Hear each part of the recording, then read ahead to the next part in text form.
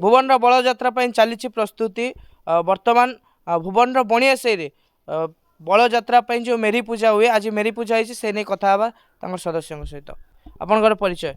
सत्यजित सातमा पात्र बणिया साई भुवन आपंकर ये प्रथा ये केते दिन धरी चली आसूची एवं आज जो आपंकर कार्यक्रम रही से विषय कौन कहे ये प्रथा प्राय 100 वर्ष धरी चली आसी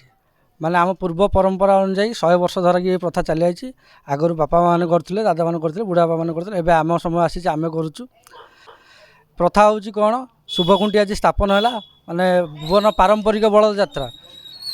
भुवन पारंपरिक बड़ यात्रा आज शुभकुंटी स्थापन है जो बड़ यात्रा आम साई प्रसिद्ध जमी यात्रा श्रेष्ठ दुईटा साई अच्छी बणिया साई और थोरिया समाज आम बड़ भाई भाई आगे जाती आम पछरे जा यात्रा करूँ आज से यात्रा शुभकुंटी स्थापन जी मेरी को स्थापन करी मेरी को पूजा अर्चना करी मेरी आज पोती सहित कथा आप जो नीतिकांति रही केते आप पूजा स्टार्ट कले एवं क्यों नीतिकांति आज मेरी आप स्थापन कर शिवानंद साहू बणिया साई भुवन मु प्राय 10-12 वर्ष है आम खुंटी स्थापन कर बड़ भाई मैंने करते दादा मैंने भी समस्त करते भी मो से परंपरा सहित जड़ित अच्छी खुंटी स्थापन सब कर आज आम मंगलवार जो आम साई आगु कथबार्ता होते मंगलवार दिन आज खुंटी स्थापन करागला से अनुसार आमर दिवा प्राय 12:30-1 बेलू आम खुंटी पूजा आरंभ है बर्तमान जस्ट सरुची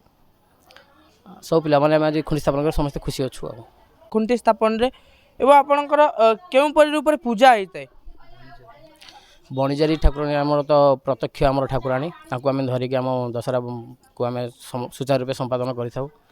आम थोरिया समाज से बणिजारे सब दायित्व तुलाऊँ आम बासी दशहरा दिन नहीं बणिजारी आम भोगराग दे वस्त्र परिधान दे आम पूजा अर्चना जाइना करूँ समस्त पाखे शरण पशु यात्रा को सुचारू रूपे संपादन कर।